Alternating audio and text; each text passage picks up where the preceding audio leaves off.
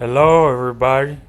I'm Montel, and my co-hosts here today are Glenn and Colton. We are from a small village called Kasigluk, and we welcome you to What the Flip is Happening. We will be talking about things that happened in history, specifically about the Red Scare. We will also explain the main events that occurred and how it affected many lives and places. The Red Scare is all about the US citizens fearing recent immigrants and dissidents. You may be questioning yourself, what led to the Red Scare and how was it resolved? Well, we will answer your questions by breaking them down. Russia is the reason why the Red Scare occurred.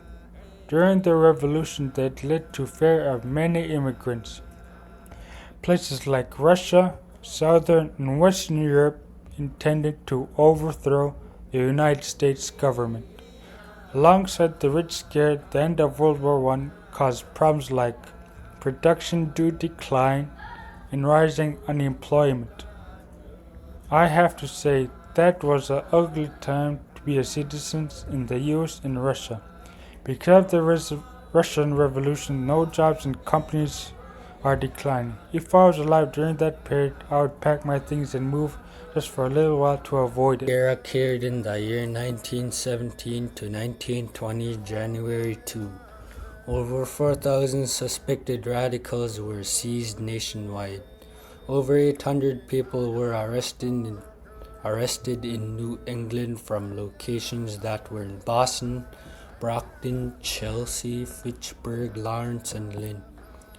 The first Red Scare was in the United States, accompanied by the Russian Revolution and subsequent communist revolutions and beyond.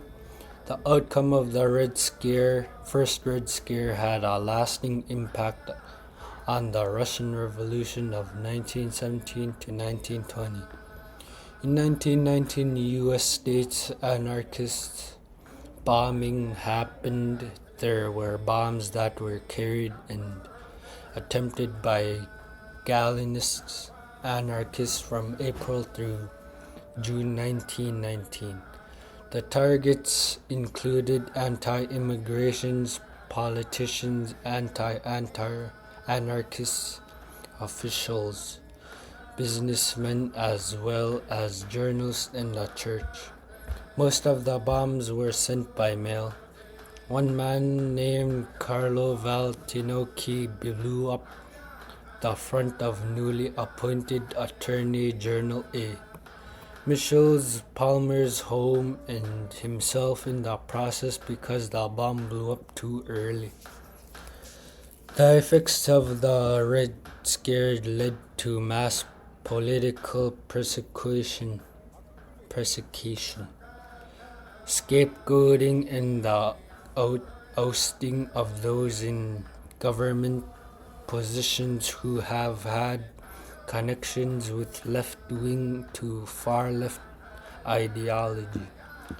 Darn bummer bombs being sent by mail, man, imagine an anarchist blowing up your house and yourself just by reading the bombing and deportations and a lot of people being arrested.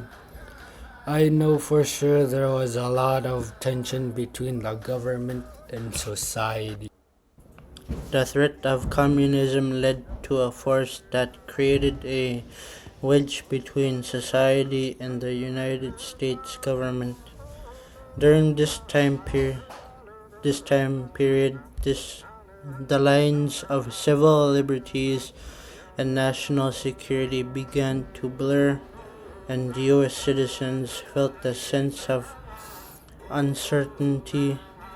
The Red Scare is those who feared communist, socialist, and anarchist ideology.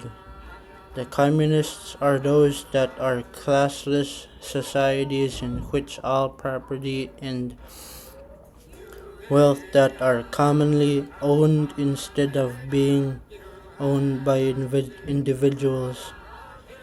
Socialist is someone who supports a political or economic philosophy that says society as whole, rather than private companies, should own or control various goods and services. Anarchism ideology is a state of lawlessness or political disorder due to the absence of government authority. The Red Scare was a turning point in history because of all the events that happened in different places like America, a lot of deportations, explosions, the end of World War I, unemployment rises and production declining, explosives sent through mail killing numerous people like General Michel's home and the anarchist himself, Carlo Veldinocchi. Another place in Russia started right off the bat after World War I ended, the Russian Revolution. The Bolsheviks, led by the leftist revolutionary Vladimir Lenin, seized power and destroyed the tradition of Caesar's rule. Russia, Southern and Western Europe intended to overthrow the United States government. The Red Scare, resolved by the Senate, formally censured McCarthy.